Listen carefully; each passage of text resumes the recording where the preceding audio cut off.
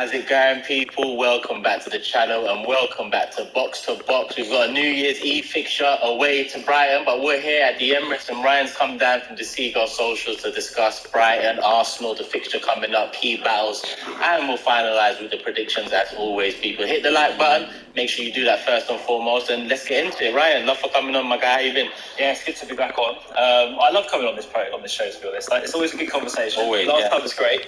We're in a pub, a bit different. Now it's cold.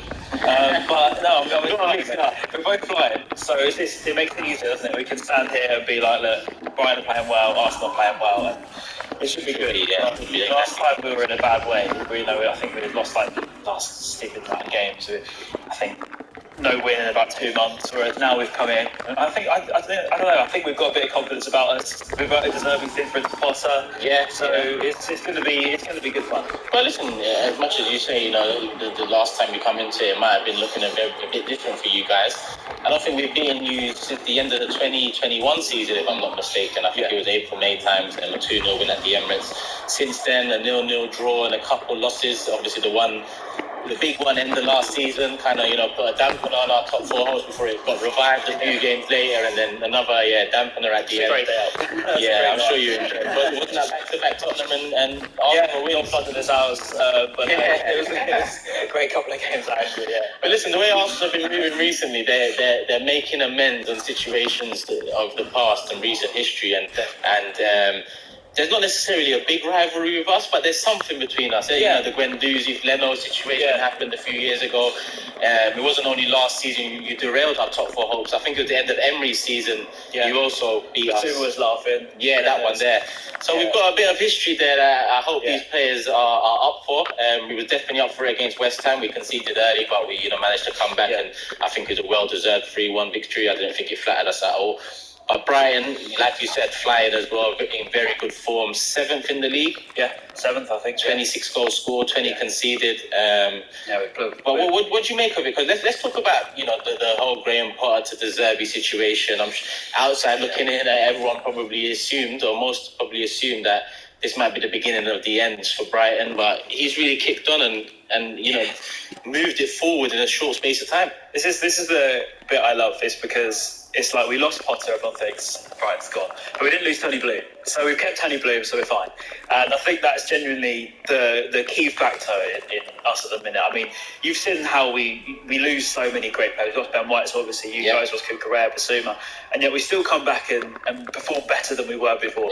And I don't know how we do it, but Tony Bloom's got such a great system in place, and it seems to work a charm every single time. And obviously losing Potter, it was hard to take.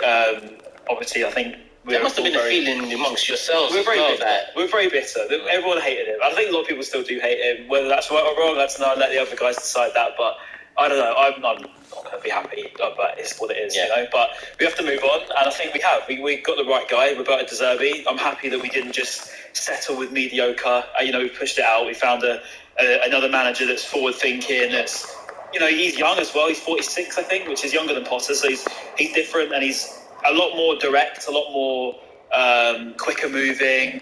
Whereas with Potter, perhaps you'd always say Brighton played well but didn't score enough goals. Whereas it's now, Brighton score pretty freely. Now we get goals all around the pitch, and we seem to include goals from all over the pitch. I think is a lot, more encouraging. But going into the Arsenal game, I do get a little bit worried because we've got no Caicedo, no McAllister, who's obviously a World Cup winner now. We never thought we would be saying that. Obviously, he's helped by having Caicedo and helped by having Gross and Lallana on good form. When Lallana's fit, that is. But when he is fit, he's great. But we've got such a dynamic midfield that seems to work in different ways. It's so fluid. So even without McAllister, we perform well. Obviously, we beat Southampton 3-1, for example. But at the same time, he's just he's class. And you saw him in that final. I think he was probably man of the match in that game, to be honest. He's amongst the Mbappe, amongst the Messi and Di Maria, everyone talks about. But if you watch McAllister that whole game, he was fantastic. He played for Brighton. So I know I said this about Potter, funnily enough, and I thought he would be fine, but he left 6 games later. But I don't know. I feel like he is a man of integrity. He seems to love it here. He gives us a lot of appreciation, even out in Argentina.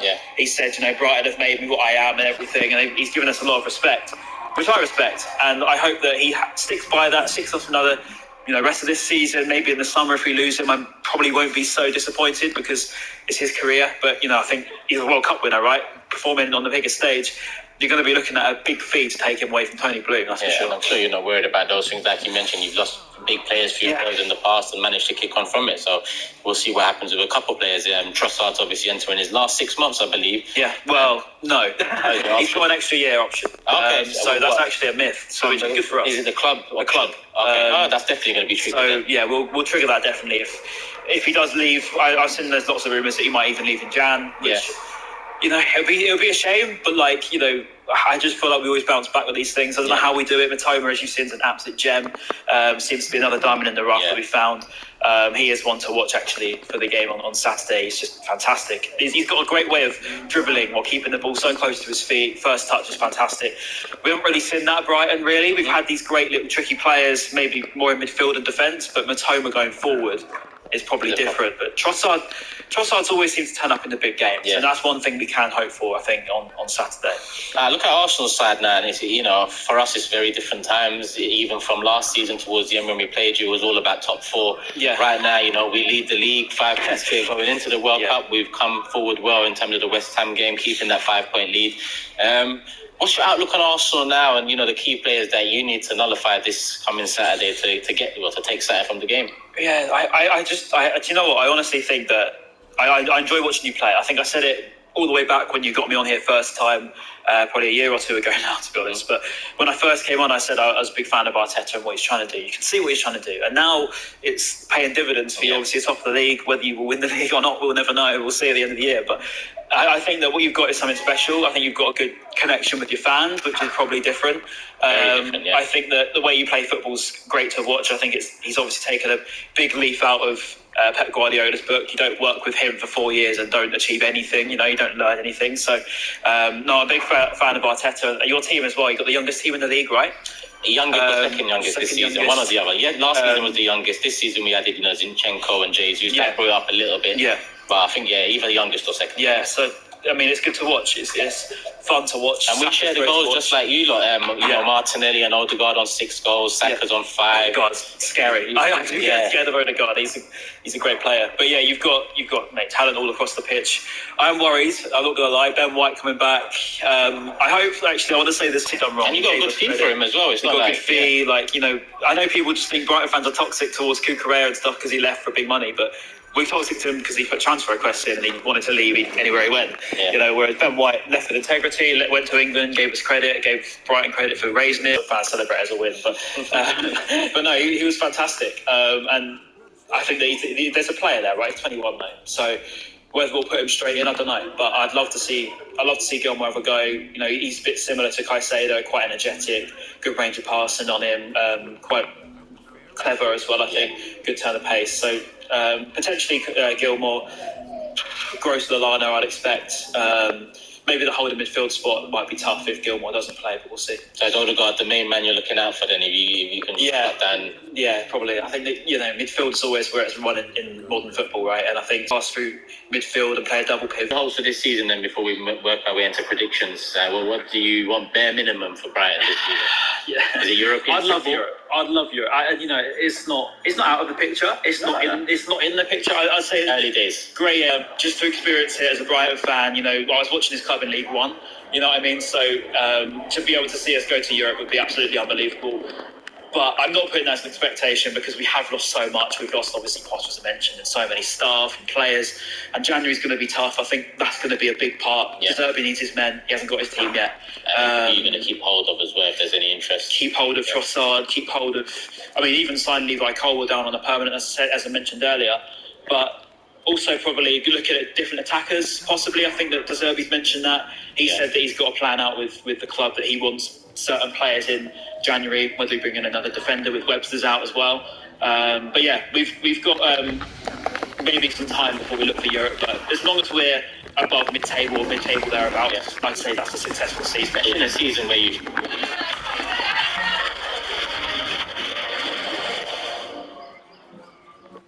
lost a manager that was there for so long. People would consider him our best ever, right? So But we move. Let's get into predictions then, Ryan. You know what? I got my West Ham prediction right. I said 3-1 Arsenal, so I'm hoping that luck comes into this game as well. Okay. You're the home team, so I'm gonna hand over to you first. Okay. Well, our home form's got better.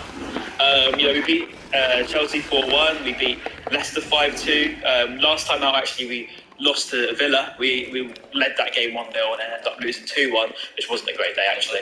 So that's the last time at the Amex. Away form's good. So with things considered, probably if we lost 1-0 would be disheartened. Okay. A 1-1 draw would be great. I'm not going to say we're going to win this time. Yeah. I just, as I said with the game, although they were very bad that game, Solly March got his first goal in 58 games. Finally broke the record. He got sort of 25-yarder. So we never saw that one coming. So an assist as well. And an assist. And if you're a Brighton fan, you'll understand that Solly doesn't score a lot, and what he does is a great moment. So as I said, anything can happen, and it's New Year's Eve even. So we had a Christmas miracle, a New Year's celebration. I'm expecting a tough game, Ryan. I can't lie to you. I'm expecting a tough game. I think if Arsenal continue this form, we should get past. Yeah. I won't say relatively comfortably, but this season away from home, you look at the Brentford game, you look at the start of the season against Palace, clean sheets, top performances. It never, the result never really looked in doubt, and that's just two amongst a lot. Against Leeds, we were made to work really hard for that 1-0 in Southampton, and they took a couple. See you go through my old tweets if you really like to, because I've always said that I'd love us to sign him, and our Brighton fans were saying, we don't want Nketiah, we want someone more established, and I was thinking, no, but this kid is genuinely very good. I mean, there's no wonder you gave him $100,000 a week contract, right? And you see the moment the other day. I mean, that turn finish is as good as you can score, right? Very good turn. And that sort of thing is what you want any striker to do. And if he can do that, then I do worry about him. As you said, you haven't got Jesus, have you? So that's the opportunity. That's the one big loss, and it'll be interesting to see whether Zinchenko starts the game. Now he's back. He got some minutes against West Ham. But yeah, you're going 1-1. I'm going 2-1 off. 1-0 with heart, I think. With heart. But Say no more. Listen, people, make sure you hit the like button and give us your thoughts in the comment section below. Your predictions, lineups, key battles, all of that as usual. And yeah, love for the love. We're at Shop for AFTV merch at shop.aftv.co.uk. Subscribe to us on YouTube. Follow us on Instagram, Facebook, Twitter, TikTok, Snapchat, and Twitch. We've got content for every platform, so check it out.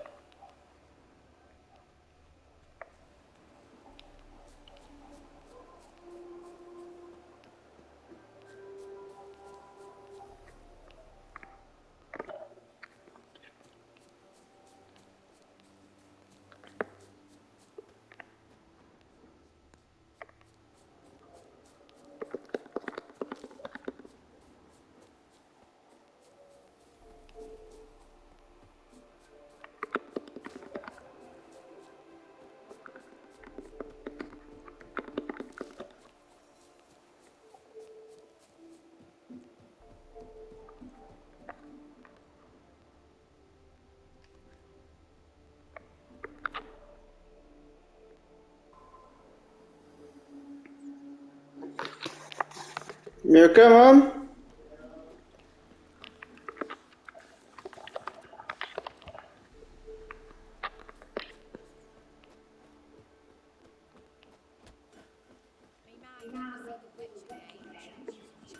You ain't safe unless you got a Gabrielle. The automotive one-handed Gabrielle ensures you get the first shot.